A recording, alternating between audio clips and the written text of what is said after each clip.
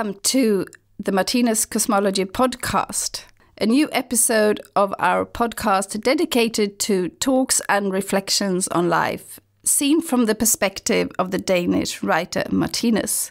My name is Pernilla Rosell, and I'm sitting here in Denmark in the Martinus Centre in Klint, and I'm so glad to welcome a new guest to our podcast, Sarah Kinnear. Thank you. From Florida, you've come such a long way, and I would love you to introduce yourself properly. But I can just tell you that you're an educator, you've been a teacher, a head of school, and you're also a children's book author and many other things, I think. Yes. But what is so exciting is, of course, that you've come here all the way from Florida for a number of years, actually. Yes. And how come that you actually know so much about Martinus? Well, I know a little bit about Martinus. I think the beginning of it all took place about 20 years ago, approximately. It'll be 20 years this November. And as you said, I was a teacher, and I was teaching Latin and English and raising two children. And one Sunday afternoon, I had just finished reading the newspaper, and I closed my eyes, and all of a sudden, I saw a white triangle. And I opened my eyes and thought, what was that? And I tend to take notes all the time, so I drew the white triangle. And then about an hour or two later, I was in my room cleaning up, and I saw the white triangle again. And this time I didn't have my eyes shut. My eyes were open. And the white triangle began to have a yellow glow at the top of it. And I thought, well, this is stress. And then over the next few hours, the white triangle appeared again with yellow glowing at the top, red on one side and blue on the other. They were like glowing lights, balls. And I was writing all of this down. And so the next day at school, I was talking to my friend who's a school psychologist, and he said, oh, Sarah, you're stressed. It's getting near break time at school. You just need to relax. But each day, more and more things would come to my mind. And it was very strange because it wasn't as if I was thinking. They were just appearing. And the symbols grew, and more colors. And then I began to see connections. I saw connections to music. I saw connections to science. I saw connections to math. At one point, I saw the periodic chart, and I went into our one of our science teachers at the high school and showed him, and he said, oh, my goodness, that's an entirely different way of looking at the periodic chart. But I really didn't share any more of this, what was going on. And then things began to happen very, very quickly, and they would interrupt my day. I had trouble driving. I had trouble teaching. Although I must say my students in the past have said those were some of the best lessons they ever had because I was so awake and so aware. But it went on for about almost 3 weeks to the point that I was not able to function well.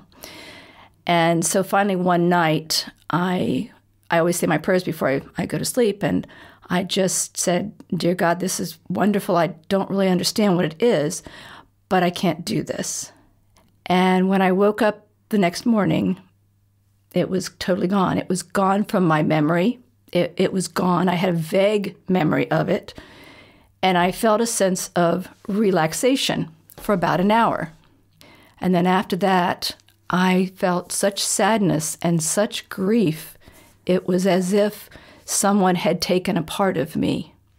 And I looked over my notes, and I had a box of everything I had written, and I realized that in order to function, I had to move on from this. And I packed them all up, and I went on with my life. And I moved to Florida. This was in Ohio where this happened. And I moved to Florida, and I was sitting outside at the school where I was teaching there one morning, grading papers, and all of a sudden, the little white triangle appeared again. And it was not rushed or hurried. It was just there. So this was in 2012. And so that was a lot later. A lot later, yes, because it was in 1997 when it first happened. And so I had brought with me my box of all my notes and everything, and I brought it to Florida from Ohio. And so that afternoon when I got home, I thought, okay, I'm going to look this up. I'm going to Google this. So and you still remembered it, I guess, very clearly. I did, and I had looked over my notes. But it was not, the remembering it and the having the actual visions of it were not the same. So the triangle was the same, but the other things didn't happen. So I Googled white triangle with yellow, red, and blue glowing circles. And up popped Martinus's symbol 11. And that was one of the visions that I had seen. I drew it very crudely, but I have a copy of it my way. And I just started crying. I thought, oh my goodness, someone else has had this same experience. So it said underneath symbol 11, Martinus, and that's all it said.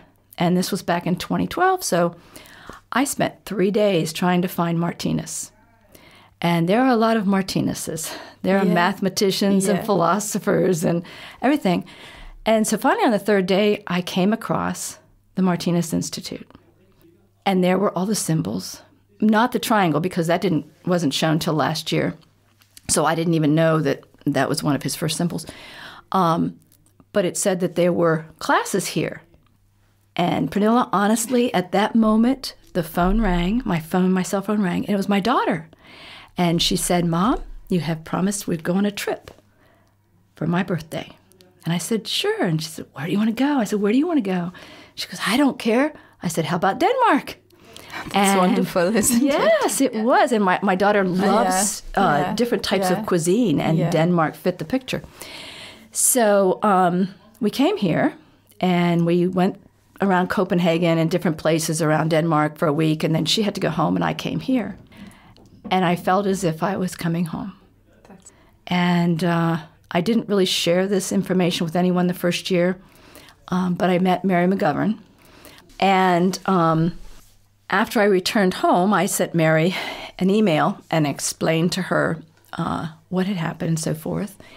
And we discussed it. She encouraged me to speak about it and to read. She actually encouraged me to learn Danish, which I haven't done yet, but I'd love to do that because I can't read everything. So I just read everything I could get my hands on that was in English. And I began talking about it at home. And my friends became interested. My neighbors became interested. My husband was a little interested. So we decided it might be a good idea to bring some Martinus to the U.S. So we invited Mary to come visit. And she actually has visited us 3 times over 3 years. And she gives lectures, and she speaks individually with people and shares about Martinus. And she did a presentation about the ideal food and different lectures in Pensacola in the city. And we thoroughly enjoyed having her come over. But it's been a very interesting journey, and it's helped me personally to understand a lot of things that have happened in my life and to be able to get my life organized in a certain pattern, in a certain way. During the time that 20 years ago, when I had this experience, I also wrote a children's story, a very long children's story called Little Pearl's Reflection. Yes, and it's beautiful. I really recommend it. Thank you. It's a wonderful story. And I decided it needed to be illustrated as a story. And I intended to publish. I kept saying, I'm going to publish it. And my students would encourage me to publish it and so forth.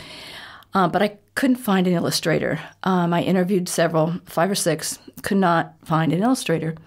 And then in 2014, when I came here, I was in the dining hall, and I saw a beautiful picture of a child, a little girl, among flowers. And that was little Pearl that I just couldn't believe it. So I began to cry, and Mary McGovern came and said, well, what's the matter? And I said, that's my illustrator. Who is that? And she says, well, I'll introduce you. She's right here. And it was Bodil Sabrina Christensen.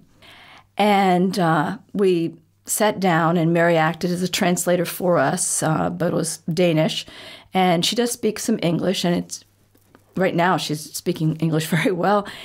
And she immediately was interested. She said, I want to do this. And so in 2014, we began. I would send her the copy of the book and with the pictures that I thought might go and so forth. And she sends me sketches back on email. And then after I approve the sketches, then she paints them. And I searched also for a publisher. And in the United States, it's very difficult to publish children's books because you have to fit into 3 categories. And you have to either be a picture book or a grade level book.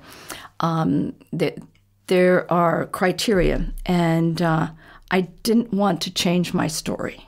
So I'm friends with Elsa Birskoff, and she wrote the book Death is an Illusion, which I adore. And she suggested to me that I try Amazon publishing through CreateSpace.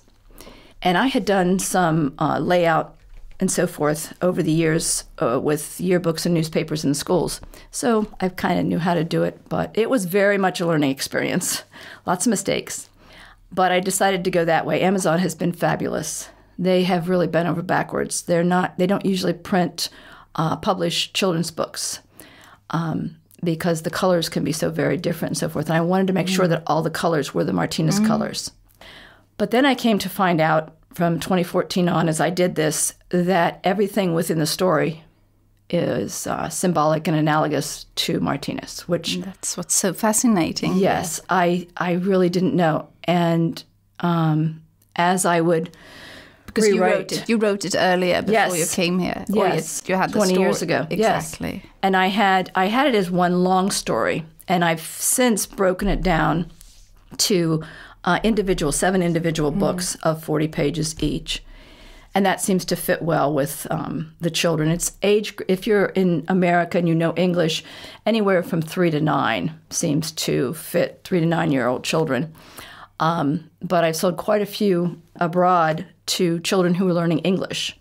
And so the 6, 7, 8-year-olds seem to enjoy it.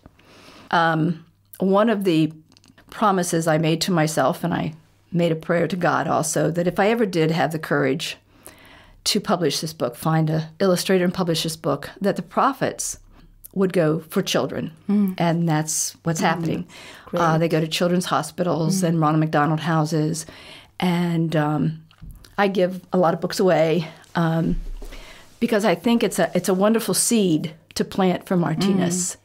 And then I decided, well, all of this may not be very obvious to the children.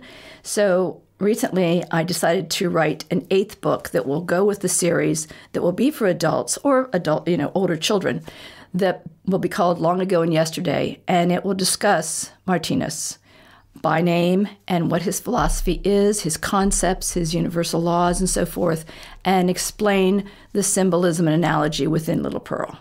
And I think that will be a nice conclusion to the series. So I'm very much looking forward to doing that. Working to that. Yes. Working with that. Yes, I understand. It's an amazing story, and it's really wonderful. Just keep thinking about this first moment when you had those visions of the triangle. Had anything like that happened to you before, or was this completely new? Well, I used to think nothing like that had happened to me before, but then I was teaching once, and one of my students came in and said that he'd had a vision of being a small baby and being incarnated on the earth and not wanting to come to earth. And it brought back a very, very vivid memory that I'd had when I was around 3 or 4 of the same thing. I could remember not having a body, then all of a sudden having a baby's body and being thrown down into earth and not wanting to. I didn't want to come here. I didn't want to do this. And I can remember my mother coming in because I was crying and screaming, and she's like, what? And I was so little, I couldn't really explain to her what it was. But that is still very vivid in my mind. But that's basically the only thing of that type. I have hunches about things, but not anything that's as profound. And I really hesitated in the beginning to say visions. I called them my little epiphanies, my little epiphanies, because you tend to think of visions as something that no one can have. But now I realize through Martinus that we're all on this path. We're all going towards the intuition and the understanding of the universe. So this is a very natural process. And I wasn't scared at all. I wasn't frightened of what was happening. The only emotion that I had was, I don't think I can do all of this at this time. I have not prayed and asked to have it happen again, because I'm handling my situation as it is right now with this. But I think probably in the future I may have that conversation with God. And then when you came here, when you discovered Martinus' symbols, and when you came here, and as you said, you felt at home. Yes. I think that's so interesting as well, because his world picture is, of course, a very special thing. I mean, people who are atheistic tend not to be very interested. People who are religious in the traditional sense are not interested either. Yes. And of course, according to Martinus, that's quite natural. Yes. But to you, it seemed quite... I think I must have in another life been an atheist or a non-believer. I always, up until meeting Martinus, I've always had a doubt in my mind about Christ. And that bothered me, especially with raising my children in the Catholic Church and so forth. But I've always had a question in my mind. But when I had the experience, I knew without a shadow of a doubt that Christ was in that experience, God was in that experience, and it was not a startling realization. It was, oh yes, that's reality. Yes, it's reality. And it's not a fairy tale, it's not a myth. We have lots of stories, but it is a reality. There is truth behind all of it. And I think one of the things I love so much about being at the Martinus Centre is that the people are so kind and so genuine, and they make each other feel so good and so welcome. And even though we have a lot of different languages here, you still communicate and you can still feel that warmth come across.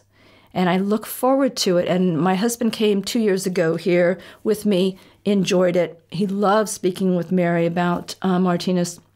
He came back this year, attended the lectures and some of the study groups, really enjoyed it, and he will come back with me again next year.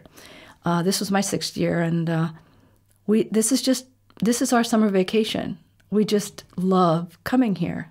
And of course you contribute, so that's one feeling yourself, and it's so wonderful that you come back every year. But the reaction at home then in Florida when Mary told about these analyses? It's an unusual situation where we live. We live in Pensacola, Florida, which is a military town. We have a naval base there, and my husband works on the naval base. He's a Marine, and so there were lots of mixed feelings. I think the first time she came, people were curious.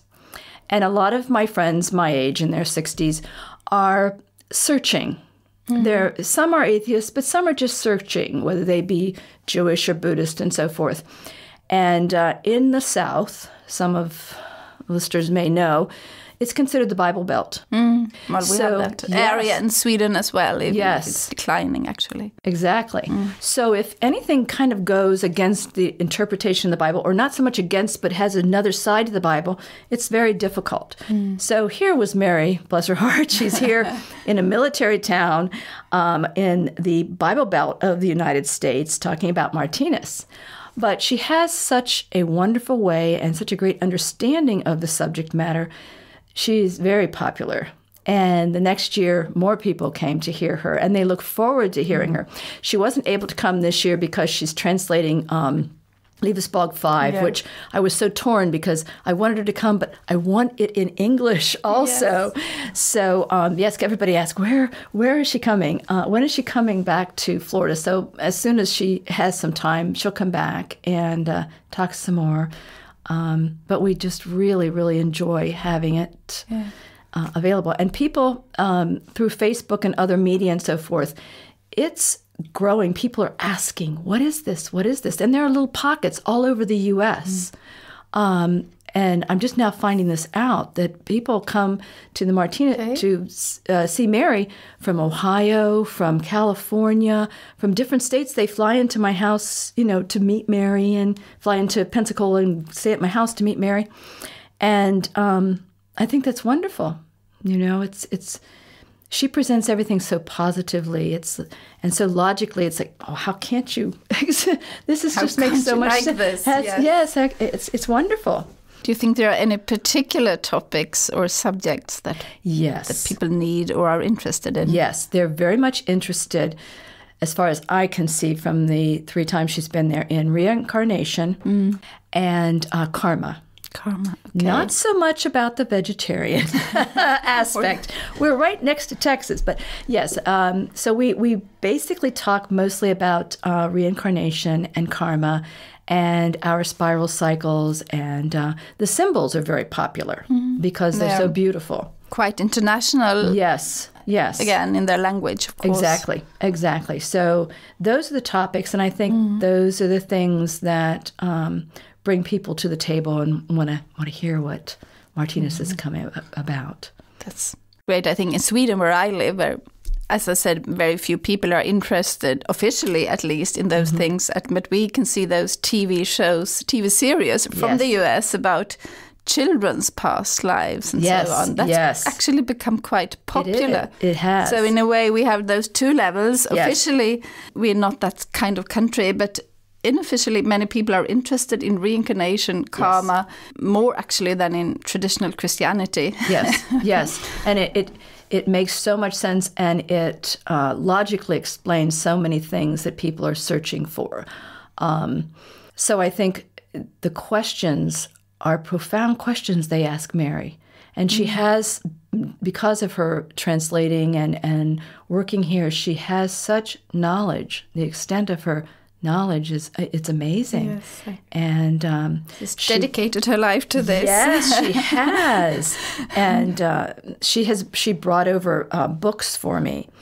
And I have like a little Martinus library bookstore, and I give out books, and I sell some of the Martinus books for the Martinus Centre, obviously. And people ask all the time, do you have another book? Do you have a new book? They like the little books, because America is so fast-paced to sit down. And Martinus is not easy to read. Long sentences, complex sentences. That's right. It's right in Danish and Swedish as well. And in a way, he has made it that way. Yes. I kind of like it because Latin is that way. He writes the way the Romans wrote.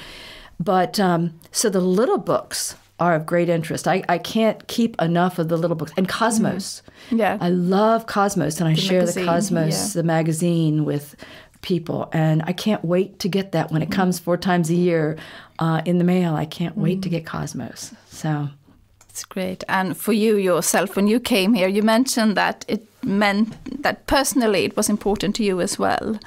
Yes. This world picture. Yes.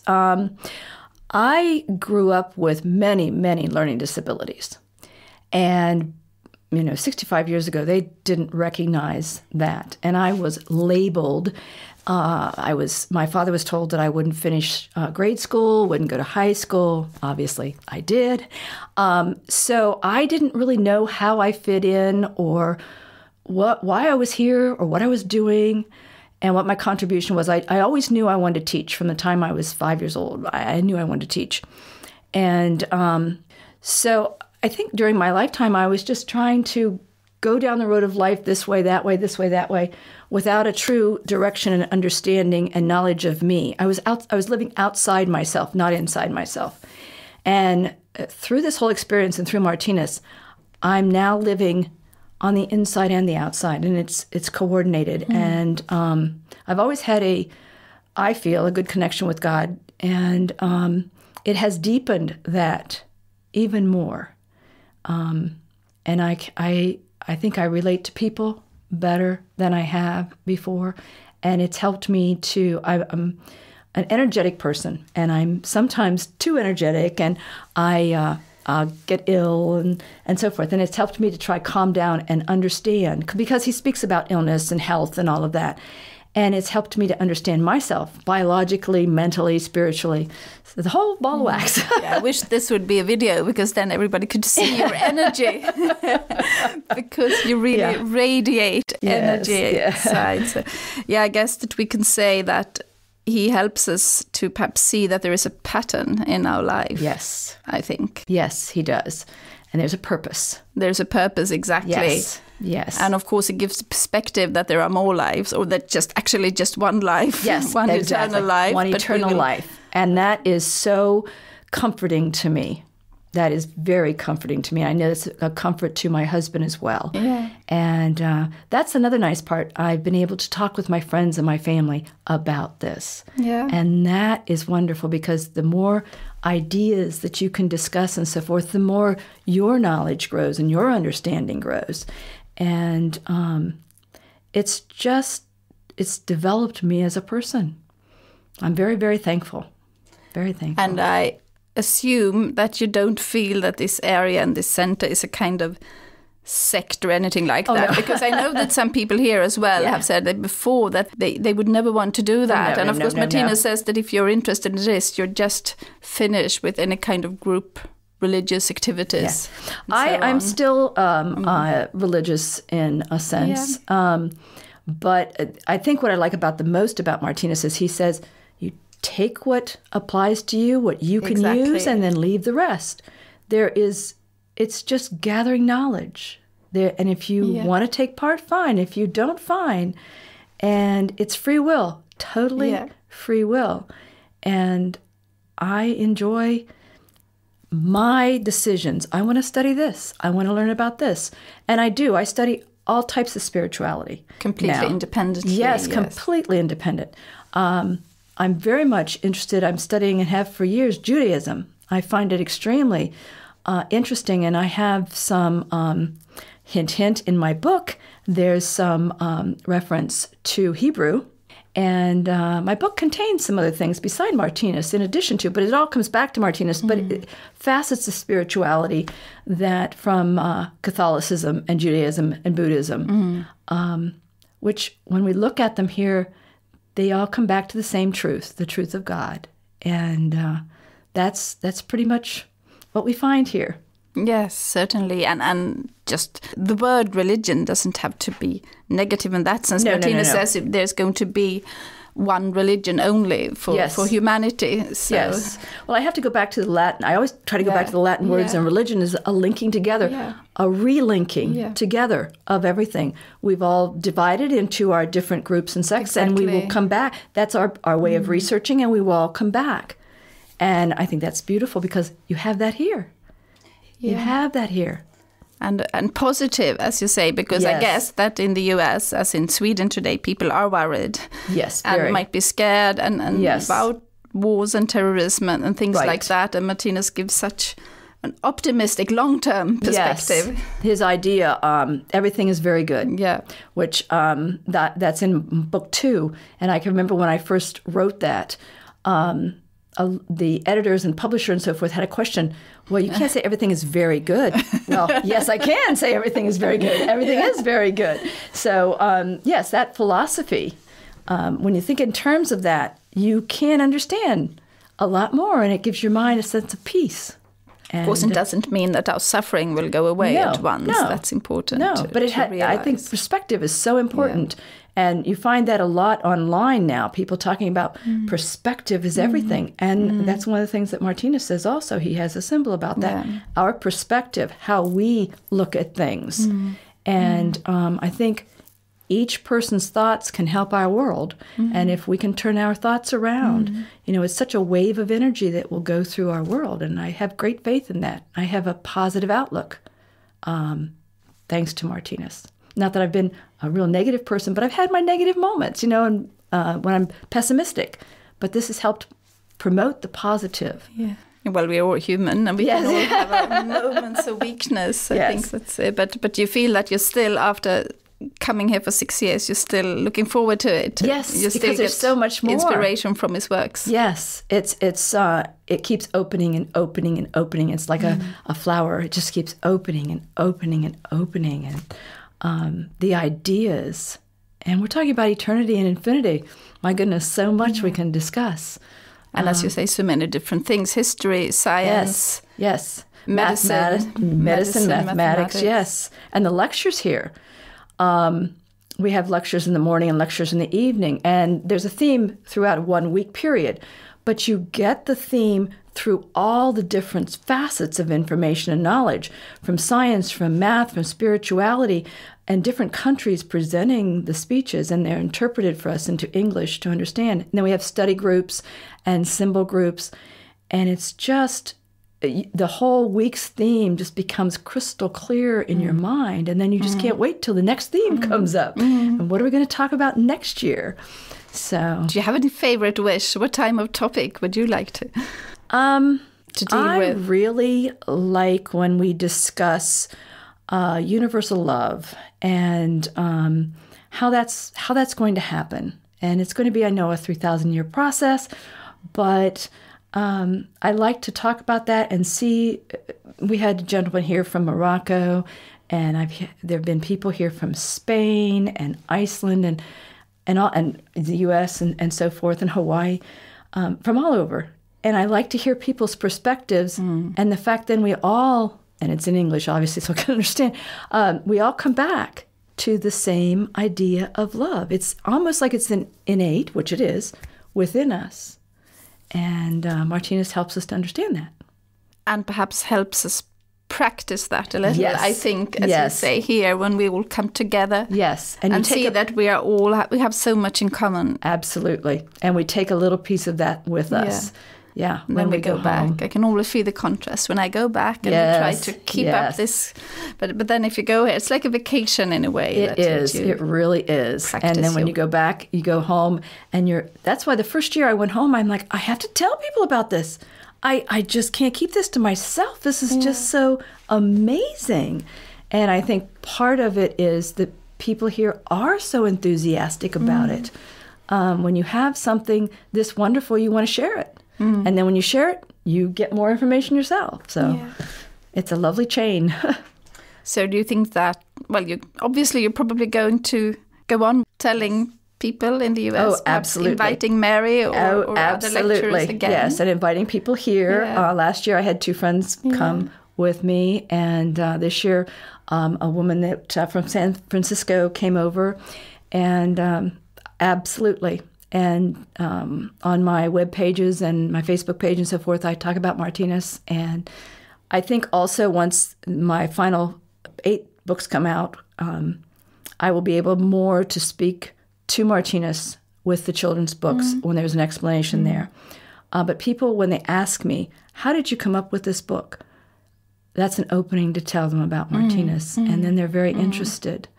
And even teenagers, because it's so original. It's such an original story. And beautiful. And thank you. It's fun. It's a fun story. It's a children's adventure story. Yeah, but it's also, as I said, beautiful. And you sense that there is a deeper sense in it, a deeper meaning in it. Yes. I was thrilled this year. We now have a Danish translator. Yeah. Mette Holland is going to translate into Danish. I was thrilled. I've had offers to have other languages, but I wanted to get Danish first. And so hopefully next year when I come, I can bring the Danish version of book 1. That's great. We should have it in Swedish as well. Yes, we will. We will, as you translate it for me, Pernilla. Well, I would love to. I don't know if I'm the right person. But let's hope so. But for those, many Swedish and Scandinavian people know English, so perhaps you could tell us again exactly where they can get it. If you go to Amazon.com, it's available on Amazon UK and Amazon Europe. And just go to Little Pearl's Reflection. It will come up. And there are 2 books of the 7 out now. December, we will publish the 3rd. And then next June, Little Pearl's birthday will be the 4th. And we'll do 2 per year until all 7 are out. And then I'll do book 8, which probably will not be illustrated because it'll be an adult, more of an adult, teenage adult book. But yes. Well, I certainly look forward so much to that. Thank you. Well, this has been quite wonderful. This is the last day of summer season 2017. And right now we're going to have what we call a Memorial Day, or a day of festivity, when we remember Martinus and his works. He didn't want people to celebrate him as a person. To me, actually, that's an important thing. Very. And people who knew him, there are still people here who have listened to him and died in 1981. They said that he was sort of a very normal, everyday person. He didn't want to be revered in any way. And of course, he had his mission. He wrote about 6,000 pages in Danish and 100 symbols. And he was very clear about his message, but he didn't want to be celebrated as a person. That was an important thing to me, if you compare to perhaps older religions, which were based more on feeling. The way he explains it, this is based on intellect and feeling. Yes, and it's a group of works unto itself. Yeah. It's wonderful that we know about Martinus and who he was, but the works are what he wanted to express, and that's what's the beauty of it. And that people can use it, of course, in their own everyday life, as you feel you could, and your friends, perhaps. Yes, every day. Every day, it's wonderful. So in that sense, we're probably just seeing the beginning of it all, I guess. I think so. I think that's part of why I wanted to write the children's book and have it in Danish, and so that it is like a little seed to plant, so the children can start thinking about everything is very good. Yeah. And just remembering again what the starting point, your visions or what you saw. I think that actually many people have that kind of experiences, but they don't really talk about it for different reasons. I agree, because I didn't for 20 years. I couldn't. Yeah. Because that would be the case in Sweden, because they would be afraid for about 15 years. I just wouldn't believe in it, or people would just tell them, well, you probably need a holiday. Yes, exactly. Because it can't be real. Yes, it can't, because it's not something that we're used to. Yeah. And we're in a very material environment in the world today. And if things are not concrete, they probably don't exist, and there's something wrong. But there's a lot that's not concrete. And it took 20 years, so I guess the time was right. It was right. When it appeared again. Yes, it was right. Beautiful. Well, then we might wrap it up for today. I hope you'd like to come back to us and tell us more. This was wonderful. Year. Thank you, Pernilla. It was absolutely wonderful, and I hope you'll have a great year in the US, and I hope that you might get a visitor in spring, perhaps. Yes, I hope so. Thank you so much. We'll see, but yes, thank you so much, Sarah Kinnear, and goodbye for now.